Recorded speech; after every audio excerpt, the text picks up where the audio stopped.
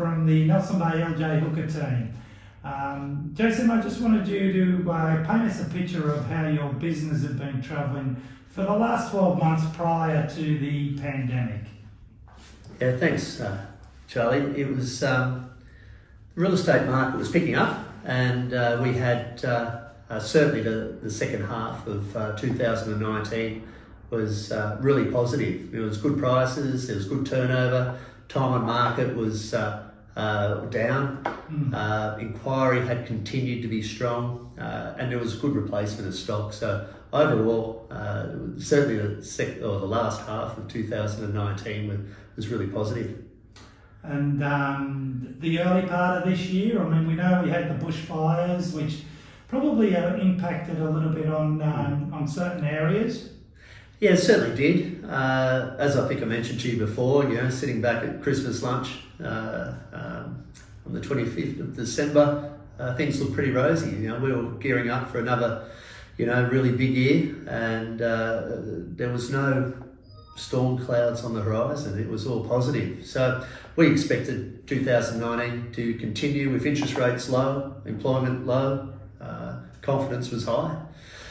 But, there was a few clouds there that we hadn't seen on the horizon, which slowly drifted in, late sort of February, early March. And of course, we want to move straight into the coronavirus pandemic. Mm-hmm. Just tell us about the impact, the immediate impact it had on you, your staff, and the way you operated, some of the changes that you probably had to implement.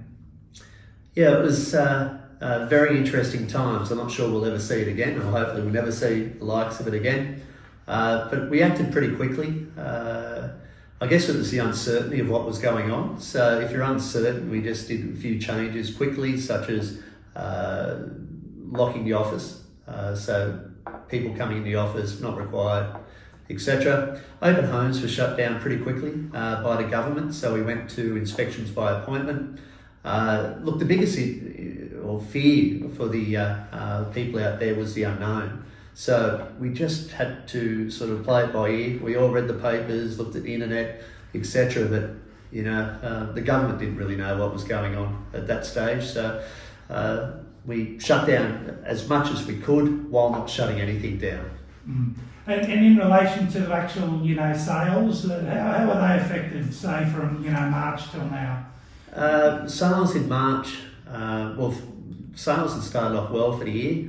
March and April were still very strong. May has been slower. Now, part of that would be because we're running out of stock, so we're not doing as many appraisals as we previously did. And that's understandable too. Potential vendors aren't wanting people through their homes at the moment, but we think from the 1st of June that will open up a little bit more. So the initial influx of buyers we already had, so they were already in the market looking. So if anything, the COVID-19 maybe pushed them a little bit to make a decision rather than sit back waiting for new stock. If they had sold, they had to be out, well, they were buying. So results were still strong, as were prices. And your buyers are still coming from the same areas, whether they're buyers or investors, people moving in permanently, strong through Sydney and the major cities? Yeah, Sydney's still, Sydney's backed off a little bit because they haven't been able to travel.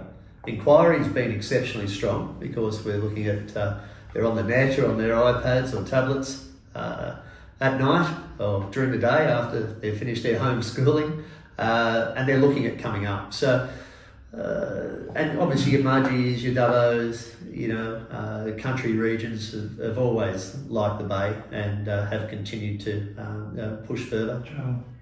Okay. Which will bring us into the property, the holiday rental property market. So obviously we know there's been a shutdown there over the last 2 months. We are now hearing that these will reopen after June the 1st. Mm-hmm. So how do you see the next few months in regard to holiday rentals? Yeah, I think the holiday market will be very strong. People are looking at getting away with the family. A lot of people have done it very tough and are certainly looking for the opportunity just to get whether it be a mini break. Obviously the July school holidays are shaping up to be as big as Easter, which unfortunately we didn't see this year. So we're expecting, on a calendar year with our holiday rentals to be very similar, if not just as strong as the previous years.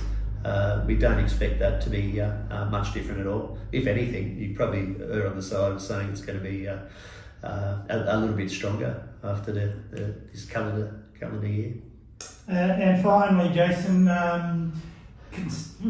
assuming that we don't get a second wave or we don't get any ridiculous figures with the pandemic in the coming months, what's your future like over the next 12 months?